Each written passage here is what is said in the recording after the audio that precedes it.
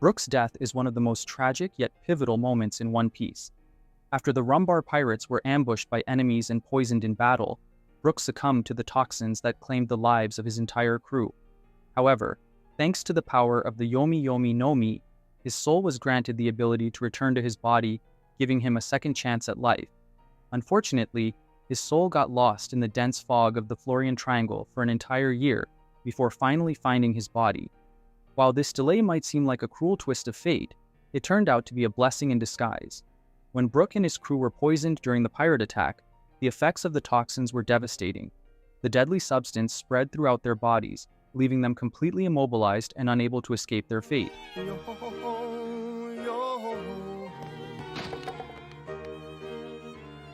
it would seem we're down to a quartet.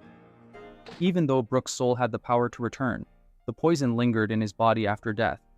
Had he reanimated immediately, the toxins would likely have still been present in his system, and he would have perished a second time, this time without the opportunity to return. The delay caused by the thick fog of the Florian Triangle gave Brook's body the time it needed to fully decay, allowing the toxins to dissipate naturally. By the time his soul reunited with his body, it had already decomposed to the point where only his skeleton remained. While this skeletal state might seem like a grim fate, it actually freed Brook from the vulnerabilities of a flesh and blood body. It's been decades since I've eaten a proper meal. I felt my stomach shrink and shrink until I couldn't even tell the back of my belly from the front of my back anymore. I tell you, that's saying a lot, seeing as skeletons don't even have a proper back or stomach. He no longer had to worry about poison, disease, or other biological dangers, effectively making him immune to many threats that could harm a living person. In addition to this physical resilience, Brook retained his personality, memories, and incredible musical talents.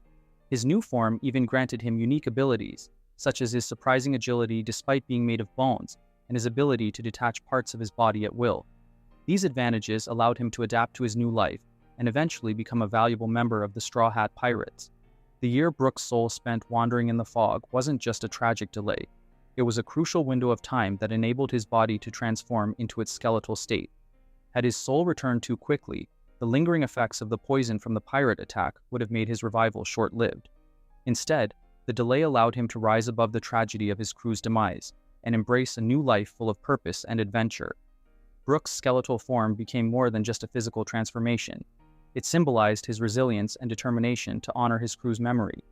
Despite losing his flesh, he retained his humanity, using his musical skills and unwavering spirit to inspire those around him.